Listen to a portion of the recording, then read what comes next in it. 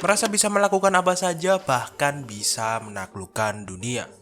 Masa remaja benar-benar masa-masa yang indah.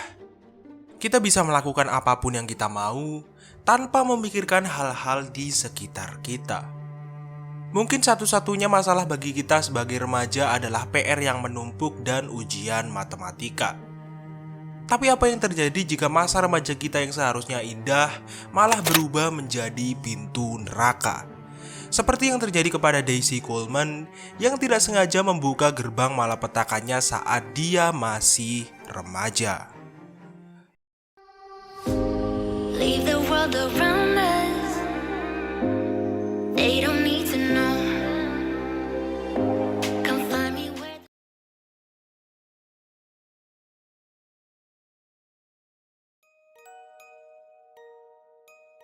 Daisy Coleman adalah seorang putri dari pasangan suami istri Michael dan Melinda Coleman. Michael dan Melinda bekerja di bidang yang sama, yaitu di bidang kesehatan. Michael adalah seorang ahli bedah dan Melinda adalah seorang dokter hewan. Daisy adalah anak kedua dalam keluarga ini. Keluarga ini memiliki 4 anak, yang diantaranya adalah Charlie, Daisy, Tristan, dan Logan. Tumbuh dikelilingi saudara laki-laki membuat Daisy mendapatkan treatment spesial dari saudara-saudaranya ini, di mana mereka kerap kali bersikap berlebihan dalam melindungi Daisy. Keluarga Daisy adalah keluarga yang terpandang di lingkungannya. Menurut para tetangganya, keluarga ini adalah keluarga yang ramah dan peduli kepada lingkungan sekitar. Tapi sayangnya, keluarga ini harus hancur setelah sebuah tragedi mengerikan yang merenggut salah satu anggota keluarga ini. Pada tahun 2019, ketika Daisy masih berusia 12 tahun, ayah dan kakaknya mengalami kecelakaan lalu lintas saat mereka sedang dalam perjalanan untuk menyaksikan tim football favorit mereka. Saking parahnya kecelakaan itu sampai membuat Michael meninggal di tempat dan membuat Charlie mengalami cedera yang lumayan serius. Dan untungnya, Charlie berhasil selamat dari tragedi ini. Pasca tragedi yang mengguncang keluarga ini, Melinda memutuskan untuk membawa anak-anaknya pindah ke kota Maryville, Missouri. Kehilangan salah satu anggota keluarga adalah salah satu hal yang terberat yang saat itu mereka alami. Mereka semua saat itu berusaha saling menguatkan satu sama lain. Seiring berjalannya waktu, keluarga ini mulai mengikhlaskan kepergian Michael dan mulai bangkit dari keterpurukan mereka. Melinda bekerja sekuat tenaga untuk menghidupi keempat anaknya agar mereka bisa mendapatkan kehidupan yang layak. Untuk Daisy sendiri, dia bisa dengan mudah bergaul dengan teman-temannya di sekolah barunya, dan di sana dia mengikuti berbagai ekskul seperti menari, senam, dan cheerleader. Tidak hanya itu, Daisy juga mulai terlihat suka menggambar, dan uniknya gambarnya ini cukup bagus. Dan dari sini, Daisy mulai memiliki keinginan untuk menjadi seorang seniman atau desainer. Di masa ini Daisy nampak cukup bahagia dengan kehidupannya. Hal ini ditambah lagi dengan kehadiran Paige, sahabatnya yang selalu berada di sampingnya.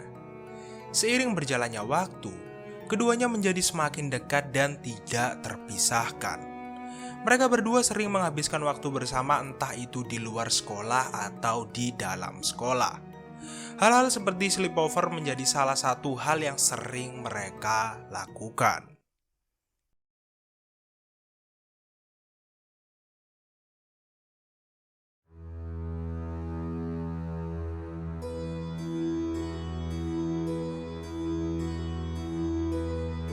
Pada tanggal 7 Januari tahun 2012, ketika sekolah sedang libur musim dingin, Paige seperti biasa nginep di rumah Daisy. Mereka saat itu menghabiskan waktu dengan ngobrol dan nonton film. Dan ketika semua orang di rumah itu sudah tertidur, Daisy secara diam-diam mengendap-endap masuk ke wine cabinet dan mengambil sebotol hot liquor di sana.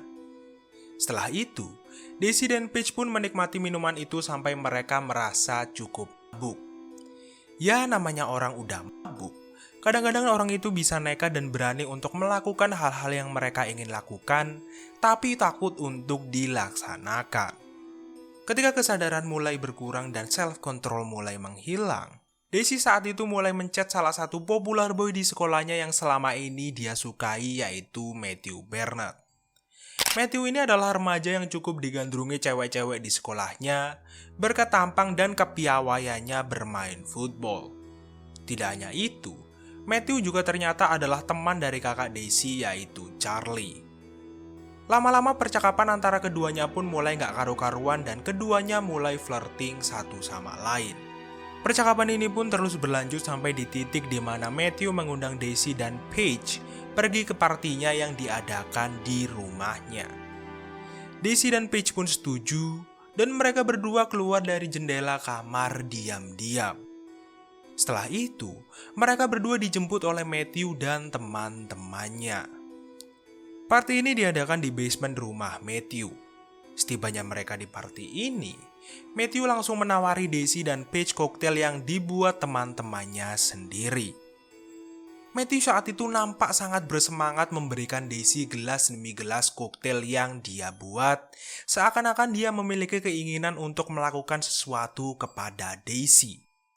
Daisy yang dari rumah udah tipsy, dengan senang hati meminum minuman itu untuk mengimpress pujaan hatinya itu. Paige yang sadar bahwa Daisy dari rumah udah tipsy berusaha untuk menghentikan sahabatnya itu. Akan tetapi, Daisy menyuruh Paige untuk tidak usah ikut campur dan tetap bersikeras untuk minum. Di sisi lain, seorang remaja laki-laki bernama Nicholas datang menghampiri Paige dan mulai flirting dengannya. Perhatian Paige kepada sahabatnya pun langsung teralihkan ketika Nicholas yang notabene adalah crush-nya menunjukkan interest kepada dirinya. Keduanya pun mulai minum-minum bersama. Dan saat mereka sudah agak tidak sadarkan diri, Nicholas mengajak Paige untuk pergi ke tempat yang lebih private. Paige pun setuju dengan ajakan Nicholas dan pergi meninggalkan Daisy minum-minum dengan Matthew. Ya, kita semua udah tahu lah ya apa yang akan terjadi kepada Paige dan Nicholas. Udah sama-sama mabora, plus ada kata-kata ajakan pergi ke tempat yang lebih private. Kegiatan senam malam yang dilakukan Paige dan Nicholas pun tidak berlangsung lama, dan mereka kemudian kembali turun ke tempat party. Paige pun turun dan berniat ingin menghampiri Daisy. Akan tetapi, Daisy anehnya menghilang dan tidak ada di sana. Paige yang khawatir pun mulai mencari sahabatnya itu hampir ke seluruh ruangan di rumah itu. Singkat cerita, Paige akhirnya berhasil menemukan Daisy, tapi dalam keadaan yang mengerikan. Di mana dia menemukan sahabatnya itu terbaring tidak sadarkan diri di atas kasur dan sedang dipakai sama Matthew. Tidak hanya itu, di ruangan itu juga ada remaja lain bernama Jordan yang merekam Matthew yang sedang mengambil keuntungan dari Daisy yang tidak sadar. Dan setelah Matthew selesai, Jordan yang ikut nafsu pun langsung menyikat Daisy juga. Inilah sisi mengerikan dari alkohol, di mana alkohol bisa membuat orang mampu melakukan hal-hal keji terhadap orang lain.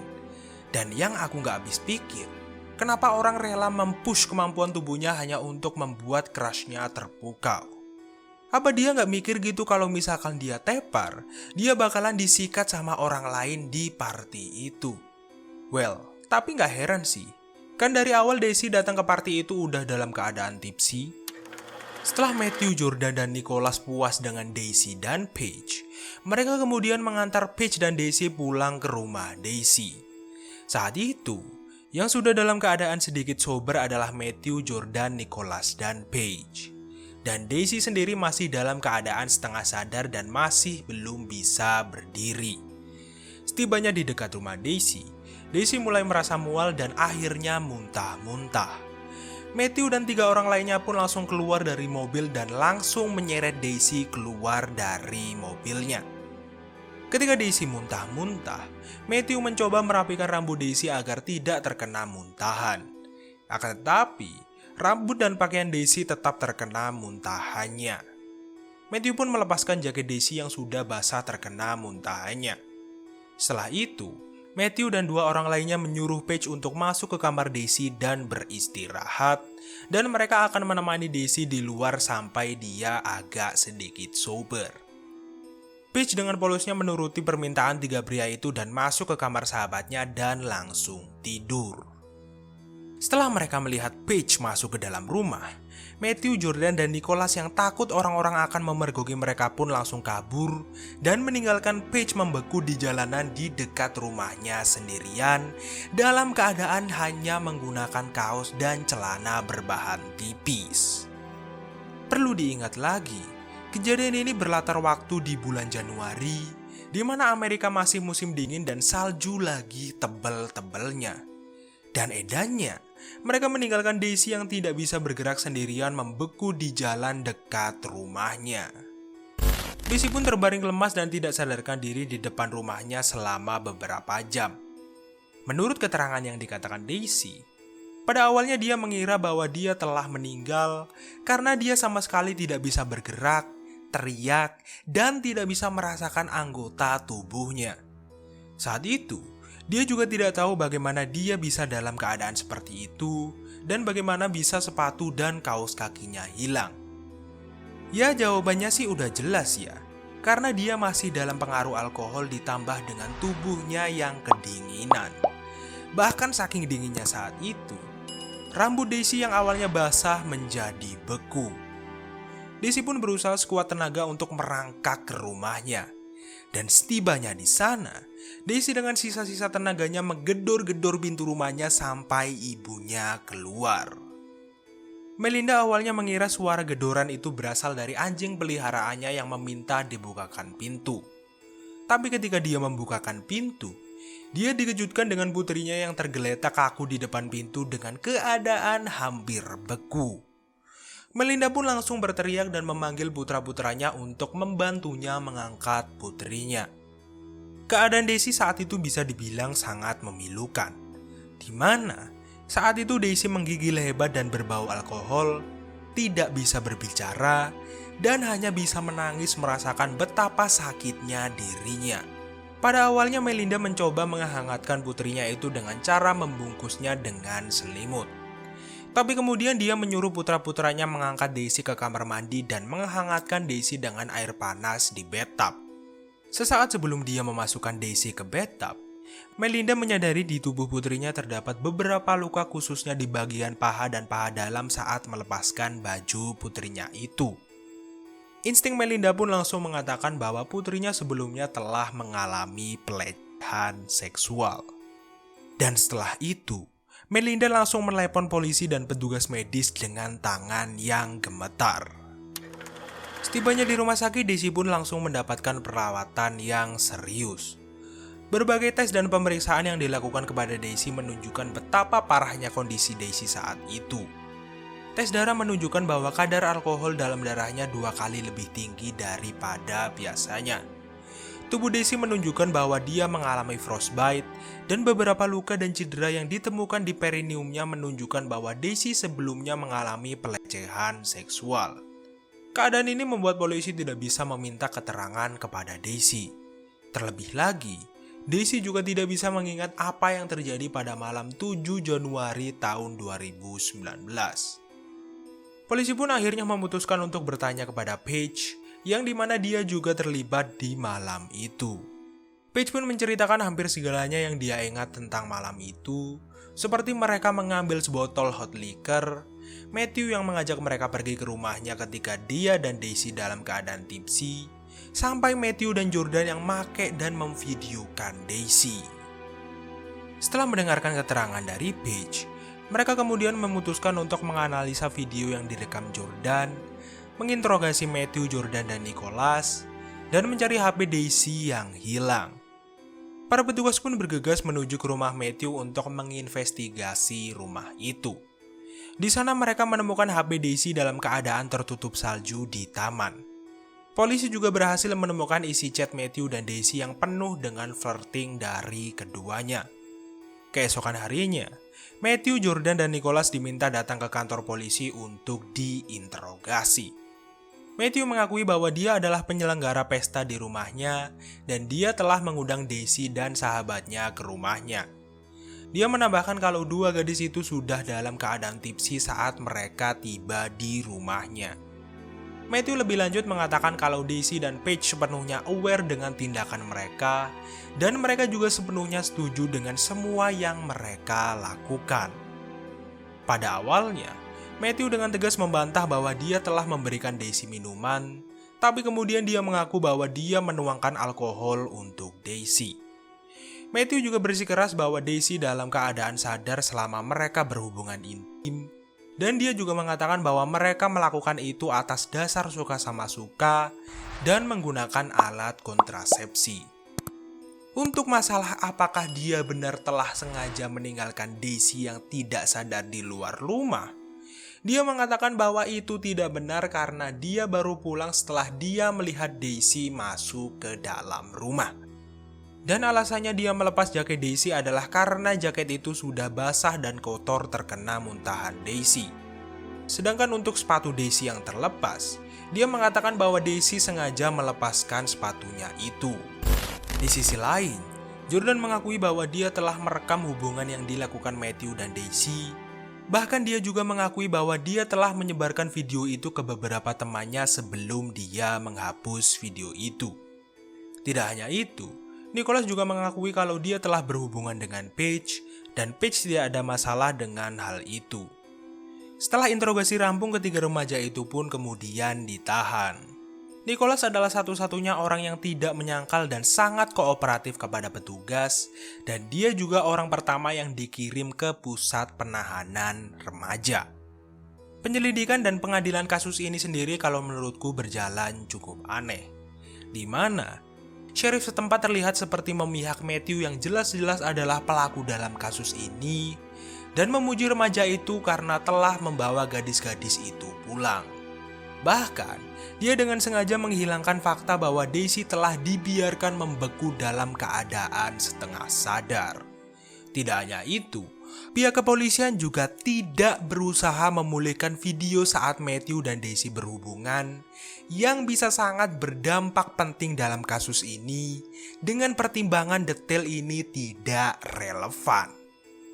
Posisi Matthew pun semakin di atas awan berkat kesaksian Daisy kepada polisi di hari pertamanya dia sadar. Ketika polisi menanyakan kepada Daisy apakah dia menawarkan berhubungan intim dengan imbalan alkohol, Daisy memberikan jawaban ambigu yang seakan-akan membenarkan pertanyaan itu. Daisy pun kemudian menyangkal bahwa dia pernah mengatakan hal itu, karena saat itu dia tidak mendengar pertanyaan itu dan masih tidak menyadari apa yang terjadi. Meskipun begitu, pernyataan awal Daisy ini membuat dakwaan terhadap Matthew dan Jordan dibatalkan. Mungkin penyebab dari semua keanehan dalam kasus ini adalah karena keterlibatan kakek Matthew, yang adalah seorang mantan polisi yang kini terjun ke ranah politik dan menjadi wakil rakyat. Dan kemungkinan pengaruhnya ini membuat sheriff melunak dan memberikan statement di persidangan bahwa dia tidak melihat Daisy dan Paige adalah korban, sehingga pada akhirnya Matthew dan Jordan dibebaskan. Outcome dari persidangan ini membuat Daisy sangat marah, sedih, dan frustasi. Bukannya mendapatkan simpati dari orang-orang sekitar, Daisy malah dicap sebagai wanita murahan dan gampangan. Berbagai cemoohan dan bulian pun didapatkannya dari murid-murid di sekolahnya. Tidak hanya itu, berbagai pesan dan panggilan yang merendahkan dan mengancam juga diterima Daisy dan ibunya. Kesedihan Daisy semakin menjadi-jadi ketika dia harus kehilangan sahabatnya yaitu Paige, karena dia harus pindah sekolah berkat bulian yang sama parahnya dengan Daisy. Daisy yang merasa telah dikecewakan oleh sistem sosial dan peradilan pun mulai menutup diri dari dunia luar. Perkataan dan perlakuan yang diterimanya dari orang lain membuatnya cukup putus asa dan sedih, sehingga dia sempat berpikir untuk mengakhiri hidupnya. Bahkan perundungan yang dilakukan masyarakat sampai ke tahap pembakaran rumah Daisy, yang membuat ibunya secara terpaksa harus membawa anak-anaknya pindah ke negara bagian lain demi keselamatan anak-anaknya. Beberapa tahun kemudian, ketika Daisy kuliah, Cerita tentang Daisy kembali diangkat oleh media online yang membuat banyak orang bersimpati terhadap Daisy. Tidak hanya itu, orang-orang yang pernah mengalami hal-hal seperti Daisy pun ikut membela dan menyuarakan pendapat mereka. Cerita pengalaman Daisy ini bisa dibilang menjadi viral, bahkan ada yang mengangkat cerita ini menjadi film dokumenter yang berjudul Audrey and Daisy. Di film ini tidak hanya sebatas membahas kejadian buruk dan kehidupan Daisy saja, tapi dokumenter ini juga membahas kisah hidup dari seorang gadis bernama Audrey. Audrey adalah seorang gadis asal California yang menjadi orang buangan karena mengalami hal yang sama seperti Daisy, yang kemudian memutuskan untuk mengakhiri hidupnya. Sebelum Audrey pergi, dia sempat menulis di halaman internet bahwa hidupnya telah hancur dan dia tidak melihat ada gunanya lagi untuk bertahan. Singkat cerita, proyek film dokumenter ini sukses besar dan mendapatkan reaksi positif dari publik.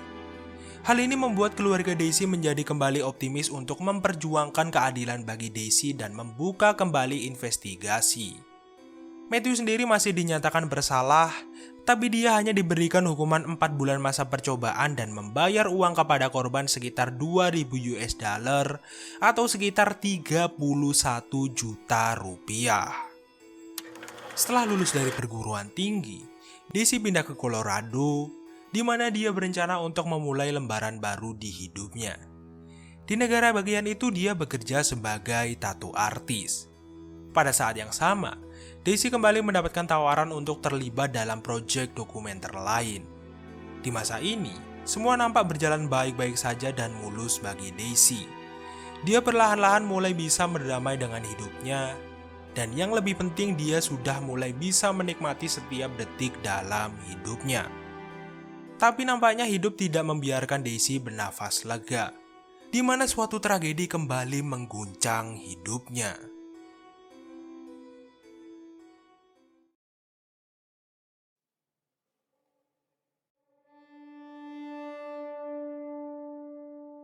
Musim panas tahun 2018, ibu dan saudaranya Tristan mengalami kecelakaan lalu lintas yang parah yang membuat saudaranya itu meninggal dan ibunya mengalami cedera yang cukup parah. Hal ini pun membuat Daisy kembali terpuruk dan mengurung diri. Mentalnya pun kembali diguncang dengan fakta bahwa dia tidak bisa hamil dan mempunyai anak. Di masa ini, Daisy sempat bangkit untuk beberapa waktu dan mulai beraktivitas lagi. Akan tetapi, Daisy kembali menerima teror dari stalker dan anonimus yang mengiriminya pesan dan telepon yang merendahkan sekaligus mengancamnya. Bahkan teror ini bisa dibilang lebih parah daripada yang pernah menimpanya saat dia masih SMA. Di mana Daisy merasakan bahwa sang stalker ini sempat beberapa kali masuk ke rumahnya. Hal ini bisa dibuktikan dengan kunci kedua rumahnya yang tiba-tiba menghilang. Untuk mengatasi hal ini, Daisy sampai pergi beberapa kali ke kantor polisi untuk melaporkan bahwa dia merasa terancam karena ada seseorang yang menguntitnya. Tapi sayangnya pemrosesan laporan itu berjalan sangat lambat, seakan-akan laporan Daisy tidak dikerjakan. Pada tanggal 4 Agustus tahun 2020, polisi datang ke kediaman Daisy untuk menanggapi laporan Melinda karena Daisy tiba-tiba tidak bisa dihubungi. Setibanya di sana, polisi mendapatkan keterangan dari Daisy yang mengatakan bahwa ada seseorang yang telah menerobos masuk ke rumahnya. Akan tetapi, saat itu polisi tidak menemukan penyusup di dalam rumah Daisy. Para petugas pun kemudian pergi dari rumah Daisy 2 jam kemudian setelah mereka tidak menemukan apa-apa. Daisy yang saat itu dipenuhi dengan rasa takut, cemas, dan depresi pun memvideo call pacarnya sambil menangis dan menceritakan betapa beratnya hidupnya. Dan tidak lama kemudian, Daisy mengeluarkan senpi dari dalam lacinya dan mendor kepalanya sendiri tepat di depan pacarnya. Kematian putri satu-satunya ini membuat Melinda sangat terpukul dan hampir kehilangan akal. Setiap hari dia menyuarakan kesedihannya di media sosial, mengenang putrinya, meminta maaf kepada putrinya, dan berharap dia bisa mengambil rasa sakit yang dialami putrinya. Postingan ini terus berlanjut sampai di titik di mana dia memposting foto lamanya bersama anak-anaknya dengan caption yang menggambarkan bahwa dia sudah tidak tahan dengan rasa sakit yang dia alami. Dan setelah itu, Melinda dengan segala penyesalan dan rasa sakit di hatinya memutuskan untuk menyusul putrinya ke akhirat. Derita yang dirasakan keluarga Coleman tidak berhenti di sini saja. Seakan tidak dibiarkan tenang, keluarga Coleman ini kembali mendapatkan peristiwa yang tidak mengenakan. Peristiwa ini berawal dari niatan Charlie dan Logan yang ingin mengumpulkan barang-barang saudarinya dan mengambil beberapa sketch dan karya Daisy di tempat kerjanya. Akan tetapi, mereka tidak bisa melakukan hal itu karena tempat kerja Daisy telah dirampok dan beberapa album dan karya eksklusif Daisy ikut raib di gondol rampok. Berbeda 180 derajat dari keluarga Coleman, antagonis kita di kasus ini yaitu Matthew menjalani hidup yang sangat mewah dan nyaman dibandingkan Daisy, di mana dia bisa menjalani masa remajanya dengan sukacita dan merintis karir politiknya setelah dia lulus kuliah.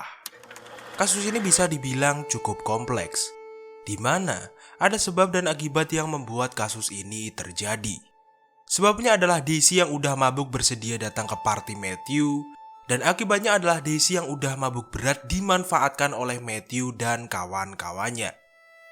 Kita tidak bisa sepenuhnya menyalahkan Daisy karena Daisy adalah korban dalam kasus ini. Meskipun dia adalah orang yang membuka peluang Matthew dan teman-temannya memanfaatkannya, tapi jika Matthew CS bisa menahan diri dan menahan nafsu bejatnya, kasus ini kemungkinan besar tidak akan terjadi. Di dalam kasus ini kita juga bisa melihat bagaimana perlakuan dunia kepada wanita yang aku rasa tidak adil, di mana wanita kerap kali disalahkan jika mereka menjadi korban dalam kasus-kasus seperti ini. Mulai dari disalahkan karena memakai pakaian terbuka, centil, dan lain-lain. Tidak hanya itu, di dalam kasus ini juga terlihat betapa kuatnya seseorang jika mempunyai backingan orang yang berpengaruh di belakangnya. Mereka bisa memutarbalikkan fakta seenak mereka dan memanipulasi lingkungan sekitar untuk mempercayai mereka. Pelajaran yang bisa kita ambil dari kasus ini adalah kita sebaiknya berhati-hati dalam melakukan suatu hal. Jangan sampai mempercayai orang cuma karena dia adalah orang yang kita sukai atau bahkan orang yang good looking. Dan jangan gampang menjudge seseorang, apalagi menghina seseorang cuma berdasarkan perkataan dan narasi-narasi yang belum tentu benar adanya.